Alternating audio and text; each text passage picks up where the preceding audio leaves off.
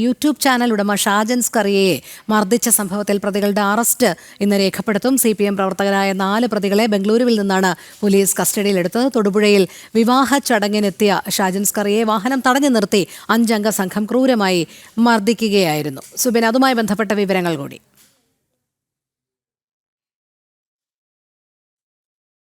നിലവിൽ 4 പ്രതികളെയാണ് ഈ കേസുമായി ബന്ധപ്പെട്ട് അറസ്റ്റ് ചെയ്തിട്ടുള്ളത്. ഇവരെ ബാംഗ്ലൂരിൽ നിന്നാണ് അറസ്റ്റ് ചെയ്തത്.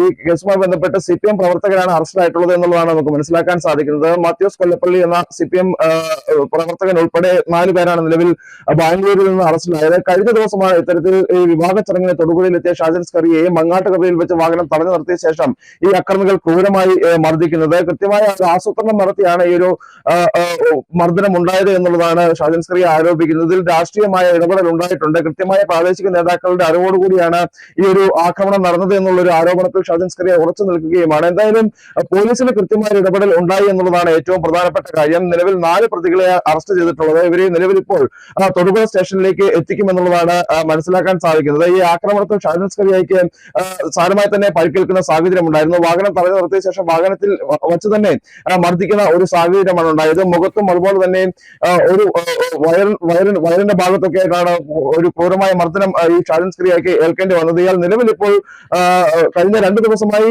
തൊടുപുഴയിലെ സ്വകാര്യ ആശുപത്രിയിൽ ചികിത്സയിലായിരുന്നു. നിലവിൽ ഡിസ്ചാർജ് ചെയ്തിട്ടുണ്ട് ഷാജൻ സ്കറിയെ. എന്നിരുന്നാലും ഈ പ്രതികളായിട്ടുള്ള 5 പേരെയും ഉടൻ തന്നെ പിടികൂടണം. അതായത് 4 പേരെ പിടികൂടി, ഇനി പിടികൂടാനുള്ള ഒരാളെയും കൂടി ഉടനെ തന്നെ പിടികൂടണം എന്നൊരാവശ്യമാണ് ഷാജൻ സ്കറിയ മുമ്പോട്ട് വയ്ക്കുന്നത്. ശരി, സുബിനാണ് വാർത്തയുടെ വിവരങ്ങൾ നൽകിയത്.